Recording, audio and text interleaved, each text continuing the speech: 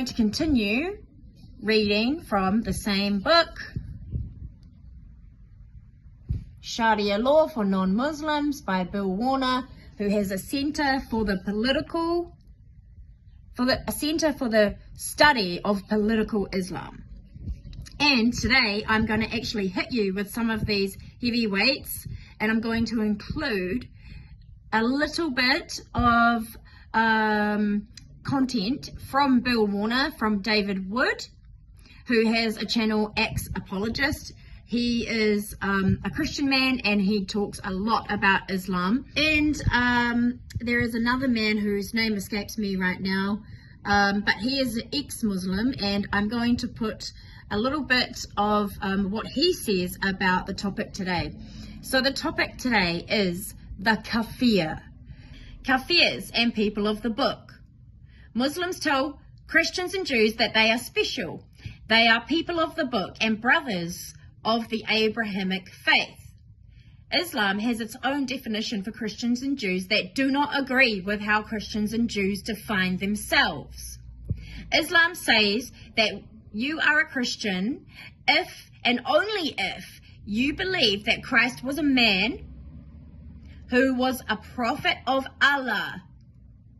There is no Trinity, and Jesus was not crucified nor resurrected.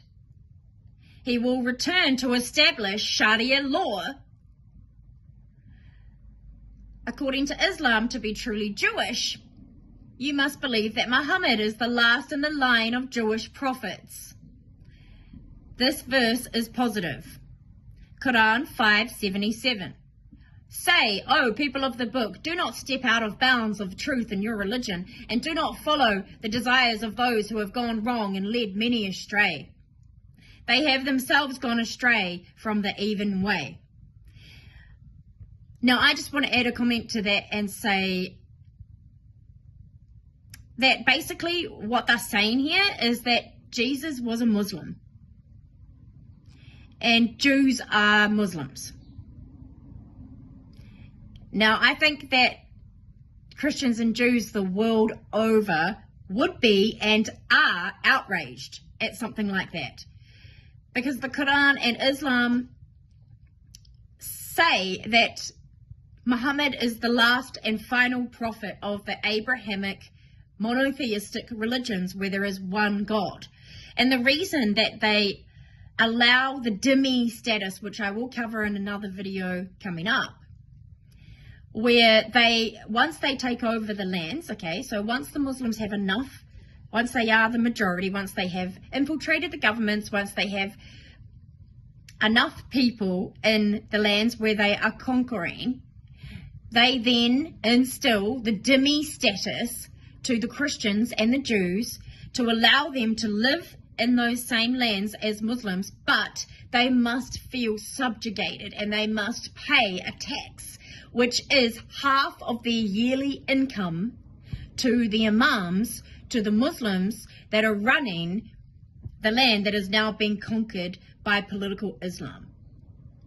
But they do not award that status to anyone else, like Hindus, pagans, atheists. They are to be killed once political Islam takes over the land, okay? Once Sharia law becomes the law of the land, and the lands that they are trying to take over, which is everywhere, because they're trying to take over the entire world, and that has always been the intention of Islam. So people of the book are given the special status where they can stay and live in those lands until, unfortunately, they will be eventually slaughtered.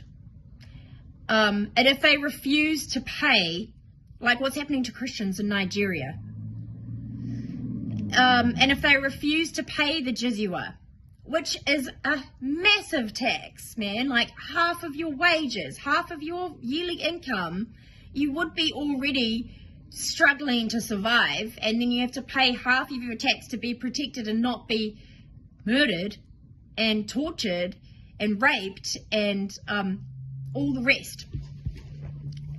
So yeah, people of the book are given this special status, but it's not really a special status, and it doesn't last forever. It's kind of like just a way to make the people of the book feel subjugated, because that is what Islam is, right? So Islam means submission. Islam literally means submission. And they want us, they want the dhimmi, they want the kafir to feel subjugated by Islam, by Allah, and by Muhammad. So Islamic doctrine is dualistic. So there is an opposite view as well. Here is the last verse written about the people of the book. A later verse, this is important, a later verse abrogates or replaces an earlier verse in the Quran. So this is the final word in the Quran. It calls for Muslims to make war on people of the book who do not believe in the religion of truth, Islam. So that's why you'll see in the lands that they take over, you will see the dhimmi status for a while, for a few years, and then eventually they are all slaughtered. And it becomes completely Islamic Muslim lands. Often people will convert, often people of the book, Christians and Jews, will convert, or even others, you know, the Kafir, which are Hindus, pagans and atheists, all the rest, who aren't Muslim, they will convert because it's easier and they don't have to pay a jizya and they are just less subjugated, and so they convert. And I don't personally think that's a good idea, because once you convert to Islam, you can't leave. Anybody who apostatizes, who leaves Islam, can be killed too. It's a cult. It's a death cult. Political Islam is a death cult. That's my opinion. So, Quran 9:29. Make war on those who received the scriptures, Jews and Christians. Do not believe in Allah or in the last day. They do not forbid what Allah and his messenger have forbidden. The Christians and Jews do not follow the religion of truth until they submit and pay the poll tax, the jizya, and they are humiliated. Second-class citizens, and often their own lands. Most of the Middle East were Christian. Most of the Middle Eastern nations that surround Israel were Christian. And they have been completely Islamized. Egypt, Iran, Jordan, all of them were Christian at one point in time. And they've gone under this political Islamic system of what is, I'm telling you now, what I'm reading to you and showing you with my videos. This is how they do it. This is the political Islamic way of taking over. They're not here to be nice. They're not here to be kind. They are here to instill Islamic ways of life and Sharia law. That is their goal. That is Islamists' goal. And by whatever means necessary, by whatever means possible. Violence, rape, torture, murder, it's all literally instructed by Allah to do. So it's no wonder they do. The sentence, they do not forbid, means that they do not accept Sharia law. Until they submit means submit to Sharia law. Christians and Jews who do not accept Muhammad as the final prophet are Kafirs. They are no longer dhimmis, they are Kafirs, just like the Hindus, the polytheistics. They are all Kafirs according to Sharia law, if they don't accept Muhammad as the final prophet. Muslims pray 5 times a day, and the opening prayer always includes Quran 1:7, not the path of those who anger you, the Jews, nor the path of those who go astray, the Christians. Do you know any other religious scriptures in the world, Buddhism or any other religious scriptures in the world, that specifically mention how to treat other religions, other people that believe different things? do they specifically call out Jews in any of the Tao books, in any of the Buddhism books, in any of the pagan books, in any of any other religious books do you know of that specifically call out Muslims or Jews? Like, does the Bible specifically mention Muslims and how to treat Muslims? Nah, it doesn't. It's only Islam that does this. So, the trilogy spends a lot of time on Jews. In Mecca, the mention is generally favorable. However, Medina Jews were the enemy of Islam because they denied Muhammad as the final prophet. So, Muhammad tried to start Islam up in Mecca, but they laughed him off the streets, and so he migrated to Medina, and that is where he started to get a number of followers, and Islam really took off. Okay, so there's the Meccan Quran, and then there's the Medina Quran, and they are different. Just a little note there. So the trilogy spends a lot of time on the Jews. In Mecca, the mention is generally favorable. However, in Medina, Jews were the enemy of Islam because they denied Muhammad as the final prophet. Here is the data on the trilogy texts of the Jews. Notice that the trilogy has more Jew hatred than Hitler's Mein Kampf. So, anti-Jewish texts in the trilogy, the Meccan Quran was only 1%. The Medina Quran is 17%. The Sira is 12%. The Hadith is 8.9%. The traditions, the Hadiths, there's many books. And the total trilogy of all of the Islamic scriptures, the Hadith, the Sira, and the Quran, is 9.3%, talking about how to treat Jews. And Hitler's Mein Kampf was only 7%. So, since the original Arabic word for unbelievers was Kafir, and that is the actual word used in the Quran and Sharia law, that is the word used here for accuracy and precision.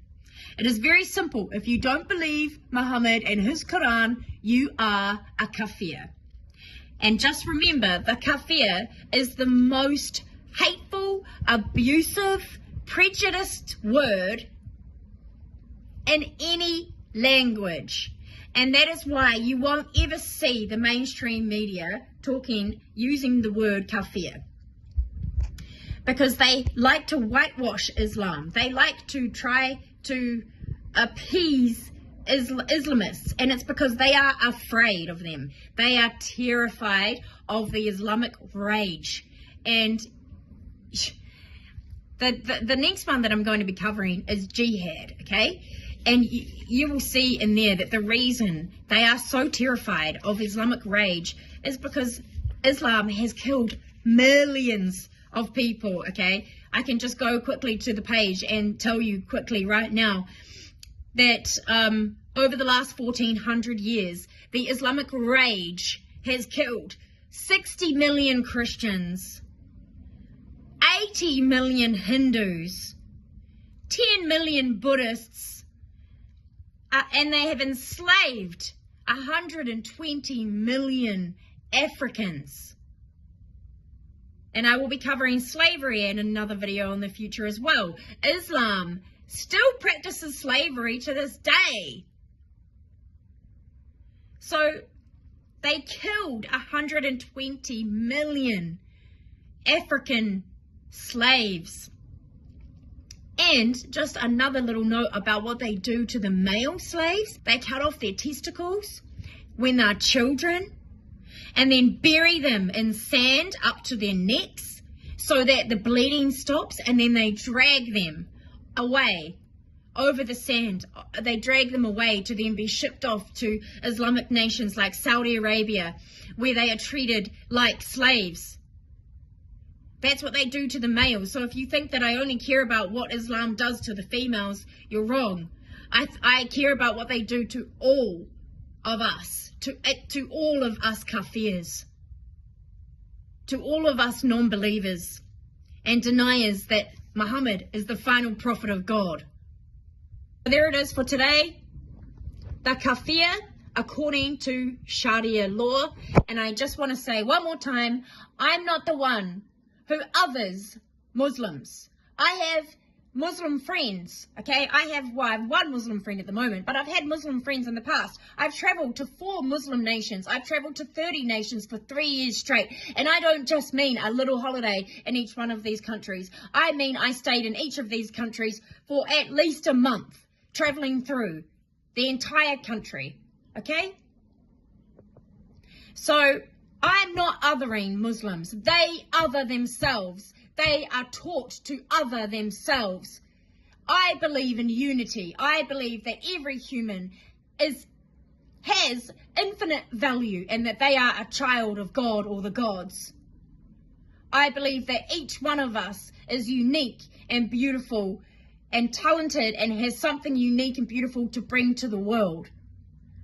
However, I feel sorry for Muslims who are born into this political Islam, because they are not allowed to look at that kind of thing. They are only allowed to follow their religious scriptures, which has so much hate for us Westerners, so much hate for anyone who does not think that the way that they do.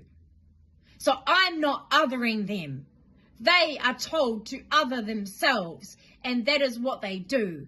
Okay? And that is why I don't have that many Muslim friends, because it's actually quite rare for them to even want to be my friend. But when I've gone to their Muslim nations, like Indonesia, I got along great with the woman there that I spoke to. But I did feel sorry for them. One of them telling me that she wished that she could travel the world like I was doing, but she can't because she's about to get married, because she was getting to a certain age, only in her early 20s, where her mother told her she must get married, and in Islamic law they have to listen, their wives have to listen to everything their husbands say, and they have to get permission if they want to go traveling. So her traveling was over.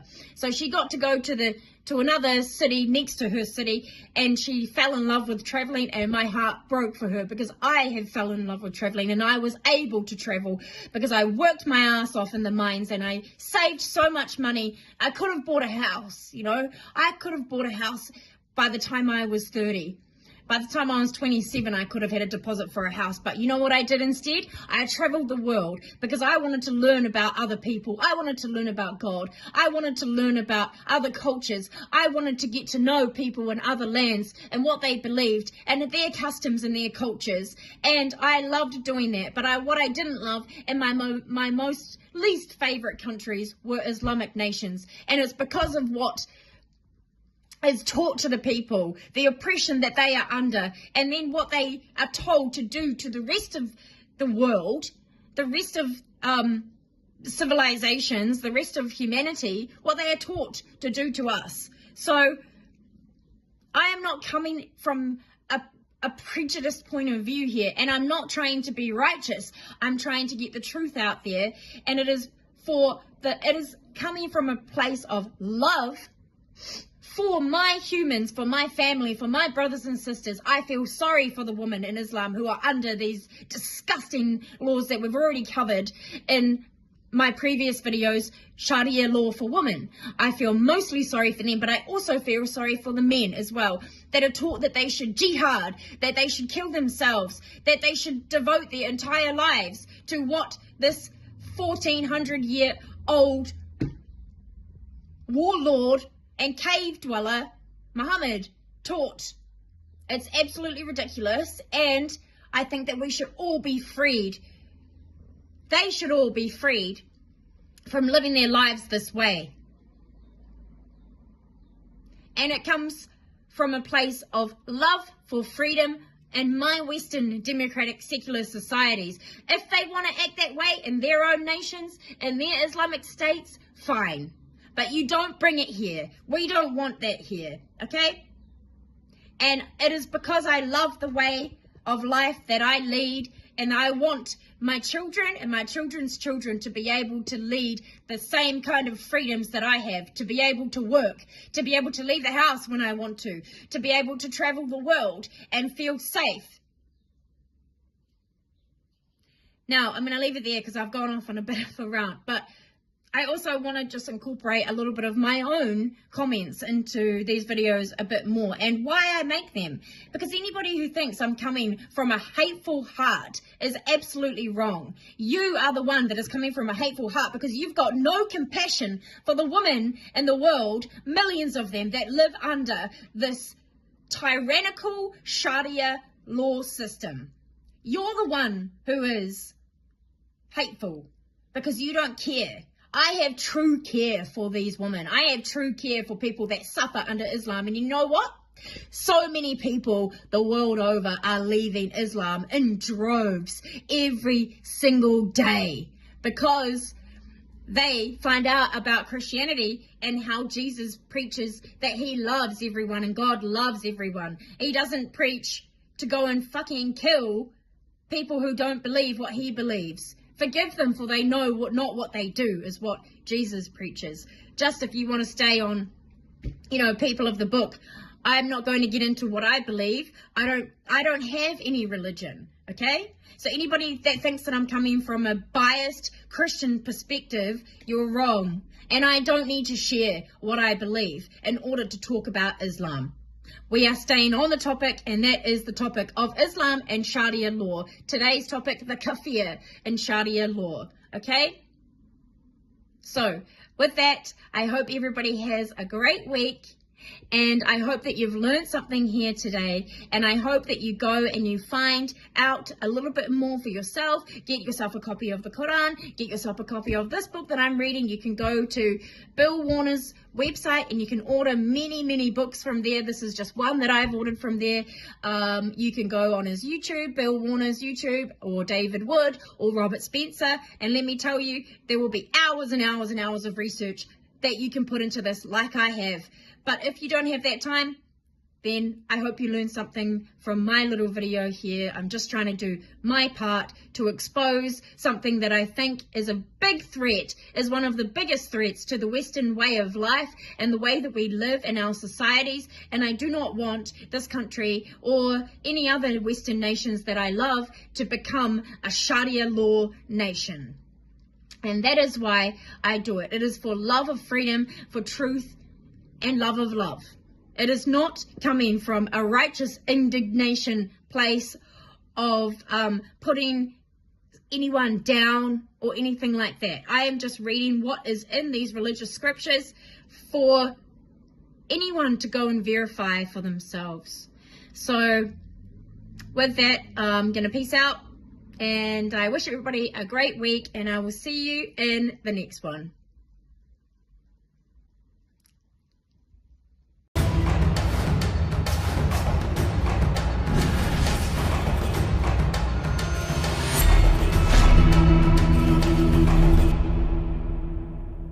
Hi everyone and welcome to another episode with the Apostate Prophet. If you are familiar with discussions and polemics surrounding Islam, you have probably heard of the word Kafir, which basically refers to non-Muslims. The word is quite interesting because it means so much more than what some people think it means, and it is still very frequently used today in the 21st century, even in Western countries among immigrants, for example. It has also evolved into more words, derogatory words, in non-Arabic speaking Muslim cultures or others. It sounds like a beautiful word. Let's find out what it means. Kafir is nowadays commonly translated as infidel, someone who doesn't follow the true religion. According to Islamic teachings, someone who doesn't follow Islam after hearing it and rejecting it is a Kafir. Someone who opposes Islam is obviously a Kafir, very self-explanatory. Someone who leaves Islam is both an apostate, a murtad, and a Kafir, who also needs to be captured and killed as soon as possible if he rejects the invitation to re-embrace Islam within a short time, the religion of peace. There is one matter of dispute regarding Jews and Christians, but the common scholarly consensus is that both Christians and Jews who explicitly reject Muhammad and therefore Islam are Kafir. Regarding Christians who believe in the divinity of Jesus, the Quran makes that very clear already.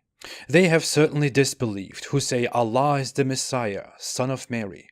Christians will go to hell. I think this is very clear, so when someone tries to tell you that Islam is totally tolerant with Christians, you can just call bullshit on that. So basically, if you willingly don't follow Islam, you are a Kafir. Welcome to the Kafir Club. In today's time, some people might not be able to fully understand the implications of this term. Therefore, I want to bring you back a little bit to older times, the times when Islam came into existence, and the centuries after that. Human relations and rights were quite different when Muhammad started to proclaim his message in Arabia in the 7th century. He didn't live in a republic where people are citizens. In pre-Islamic Arabia's tribal environment, just like in many other places in the world at that time, you as a person were not just a free person who could do whatever he wants to do. You were under the protection of a bigger group, a clan, or a tribe. And therefore, anyone who would kill you would drag himself into a blood feud and had to pay with blood on his own side, on his own clan's side, for example. Anyone who wronged you from a different clan had to pay for that. If the clan had a justification, a good reason, they could also expel you from the clan, and your blood would be therefore not protected anymore, and you could be randomly robbed and killed. Muhammad, for example, was part of the Hashim clan that initially protected him. But after he declared Islam and started to insult the traditions and the holies of his own clan, of his own tribe, he was threatened with expulsion and assassination. Now, what does all of that have to do with Islam and the word Kafir? Well, when Muhammad declared Islam, and it slowly turned into a large religion, this tribal system turned into a much bigger but similar system of tribalism. Only this time, your protection didn't depend on your heritage and your blood, but on your faith. If we look at early documents on how Islam handled public affairs, we can look at Muhammad's Medina Charter, for example, or the Pact of Omar, a very important document to the Islamic legal system. In that, we can see that everyone who is a Muslim is naturally protected by the ruling Islamic State. The difference between this and the old tribalism is that a Muslim has higher rights than other factions, other religions. A non-believer may not offend a Muslim. He has to respect a Muslim, so much that he has to give his seat to a Muslim, and can't quarrel with a Muslim. The infidel on the other side, the Kafir, is a lower class, a group that is either fought and killed, or fought and subjugated and taken protection money from, jizya. Or the group can flee to other lands. So the Kafir is basically a lower human with lesser rights, someone who is bad just by his disbelief in Islam. But wasn't Islam a religion that gave all equal rights and respected people? One of my favorite verses, chapter 9 verse 29, makes this whole ruling about taxing and fighting the infidel very clear. The consensus of Islamic scholars is also very clear on this. All the caliphates, including the one Muhammad set up, also practiced this. But maybe they all just misunderstood Islam. When we come to apostates, we can understand the death sentence for apostasy better if we think about it taking the tribal origins of Islam into consideration. Someone who is a Muslim is under Islamic protection. When he leaves Islam, he would no longer have a right to this protection. He would be expelled because he discards the most basic requirement to be under this protection, being a Muslim.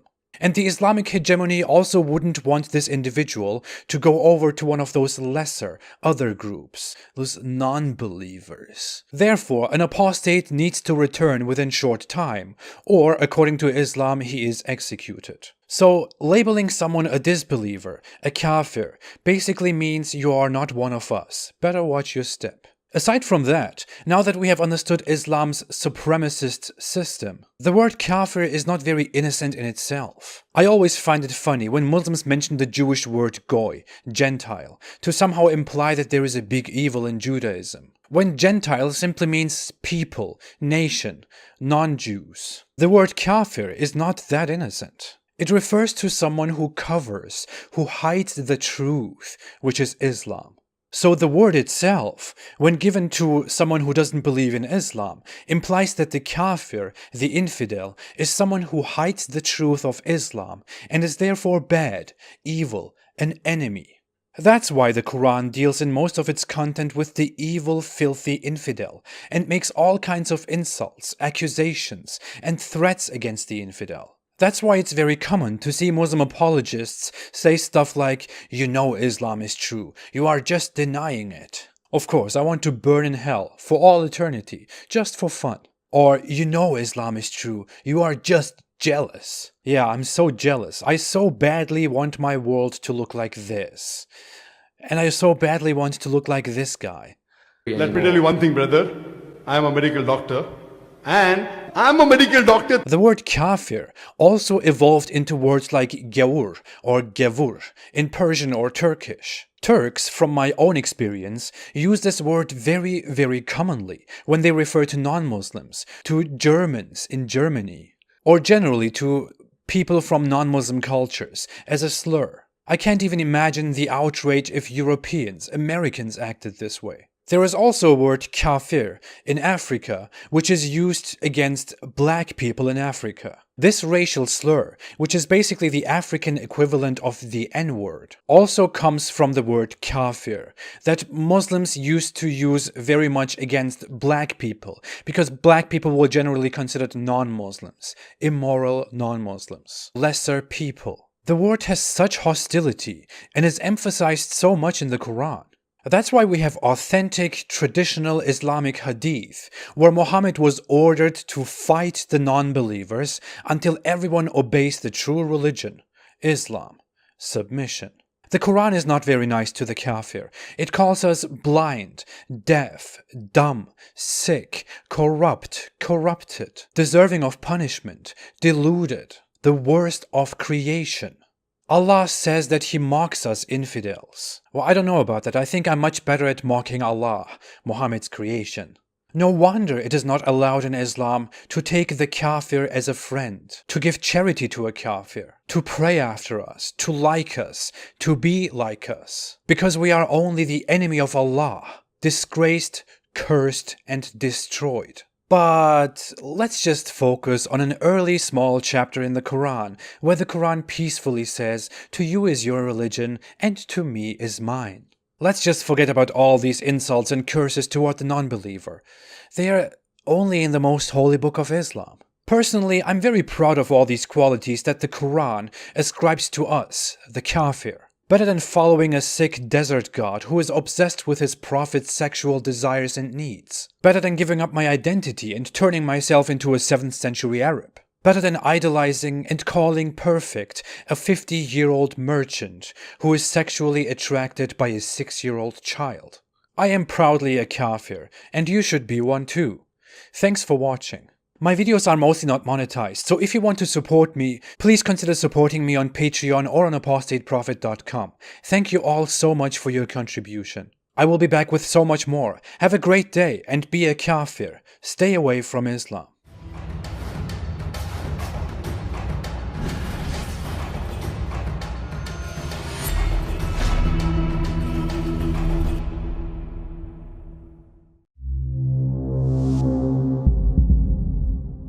I was reading a book on brain physiology and its relationship to charity, and I thought it had some interesting points to make about Islam. You see, if you study the brain and how it's wired, it turns out that when we do good for others, it produces in us a good feeling. That is, we have a sympathetic connection.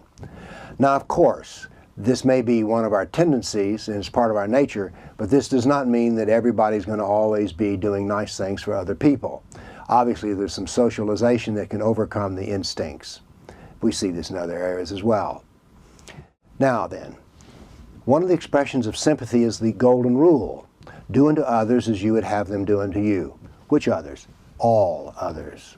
But yet we see in Muhammad's life that one of the expressions of the golden rule, which is to be a good neighbor, that he attacked pagans, Jews, and Christians. He attacked all of his neighbors. And so this is just an example of the fact that Islam does not have a golden rule. Now, Muslims like to say that it does, but I challenge them to point this out in either the Quran or the Hadith or the Sirah. Indeed, the Quran says that Kafirs are worse than animals. Allah hates Kafirs and has made some Kafirs for the sole purpose of burning in hell. It goes further to say in 12 different verses that a Muslim is never the friend of a Kafir. Now, this does not mean that Muslims can't be friendly to Kafirs, but it does mean that they're never a true friend. Now, the distinction is we've met many friendly salesmen and know that they're not truly our friend. Now, since these 12 verses are in the Quran, I've often wondered why the Quran is not viewed as hate speech. Now, by the way, I am against hate speech laws. I'm for full-throated speech. So I'm not criticizing Islam here. I'm just saying that you would think that all of those who are running around in our law system saying, well, this is hate speech, could add one more. Now, Sympathy comes from putting ourselves in place of others, and yet a Muslim cannot put themselves in the place of a Kafir. I was in a debate one time, and I made very clear that the person I was debating, who was a Muslim, knew that I am a Kafir. And he said, "Why would you insist on that? It's the worst word." I says, "Yes, Kafir is the worst word, and I want you to know that I know your dirty little word, and I'm laying claim to it." So how could a Muslim be sympathetic with something that is the worst creature in the world? Now, our brains are wired to be sympathetic, and yet doctrine can overcome that. So what happens is that the wiring in our brains overcomes Islamic doctrine in the heads of many Muslims.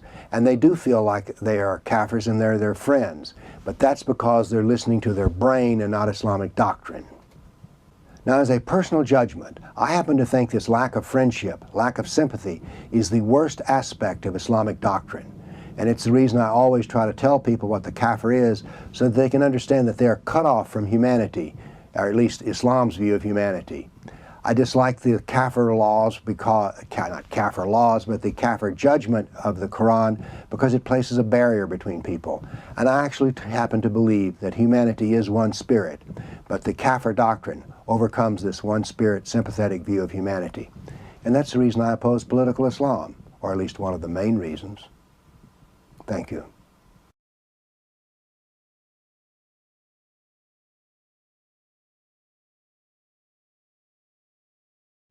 Islam is often presented as a very simple religion. It's just submission to Allah. But if you dig a little deeper, you find out in the Quran, Surah 4, verse 65, that submission to Allah requires complete obedience to all of Muhammad's decisions. And that's where Islam gets a lot more complicated, because Muhammad's decisions are spread across thousands of stories in the Hadith. Most Christians don't have the time, or the sources, or the desire to go through all this material and figure out what Islam teaches. No problem, that's what we're here for. We're happy to serve that role in the body of Christ. But we should all keep in mind that there are more than 1.6 billion Muslims in the world, and that Islam places a strong emphasis on preaching and winning converts. Chances are we're not going to be there when your Muslim friends preach Islam to you, or when your children go off to college and hear about how wonderful Islam is, not only from their Muslim friends, but also from their professors.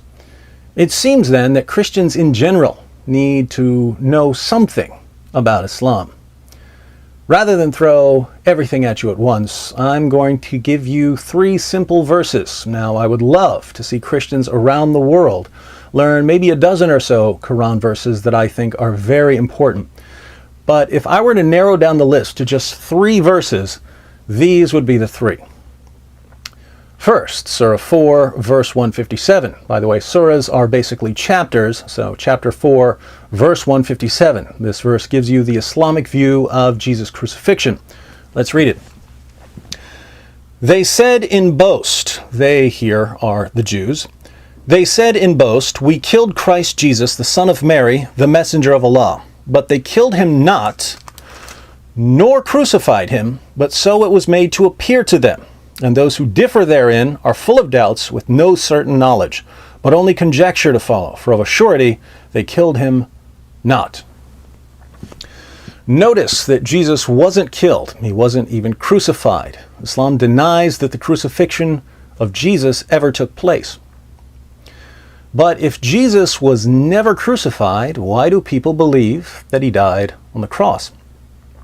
The Islamic view is that Allah miraculously disguised someone to make him look like Jesus, and it was this other person who was crucified, not Jesus.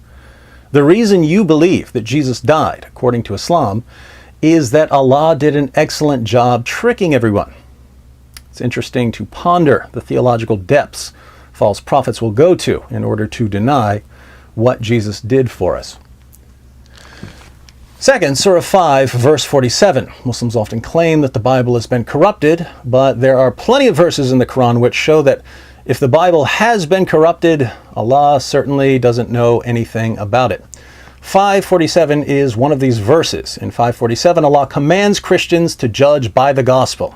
He says, "Let the people of the gospel judge by what Allah hath revealed therein. If any do fail to judge by the light of what Allah hath revealed, they are no better than those who rebel. Allah commands us to judge by the gospel, and he says that we're rebels if we don't. Clearly, we can only judge by the gospel if we actually have the gospel. So the Quran assumes that we have reliable scriptures. Of course, if we obey Allah and we judge by the gospel, we have to judge that Islam is false, because Islam contradicts the gospel. The gospel says that Jesus died on the cross. The Quran, Surah 4, verse 157, says that he didn't. The Quran tells us to judge by the gospel. Therefore, if we listen to the Quran, we have to reject the Quran. Third, Surah 9, verse 29. If you've never understood why Christians and other religious minorities are so horribly mistreated in places like Iraq and Egypt and Pakistan, the reason for the abuse is found in the Quran. Allah commands Muslims, once they are in the majority, to violently subjugate Christians and Jews. Allah says in 929, "Fight those who believe not in Allah nor the last day." Notice it says, fight those who do not believe, not fight in self-defense. This is a command to fight people based on their beliefs. "Fight those who believe not in Allah nor the last day, nor hold that forbidden which hath been forbidden by Allah and his messenger, nor acknowledge the religion of truth, from among the people of the book." People of the book are Jews and Christians, "until they pay the jizya with willing submission and feel themselves subdued." Muslims are commanded to fight us until we pay tribute to them and feel ourselves subdued. We have to acknowledge our inferiority and accept our status as second-class citizens who don't have the same rights as Muslims. This command has probably led to more oppression than any other command in history. If you watch my videos, you might already be familiar with these three verses, but I would encourage you to pass this video on to your friends. Islam's most powerful asset in the West, with the possible exception of political correctness, is ignorance. If people don't know anything about Islam, Muslim preachers, along with groups like CARE and ISNA, can say pretty much whatever they want to say about Islam and no one will know any better. But if certain facts about Islam become common knowledge, our discussions with our Muslim friends will be much more productive. So pass this video on, and if you'd like to learn more about Islam, be sure to visit us at answeringmuslims.com.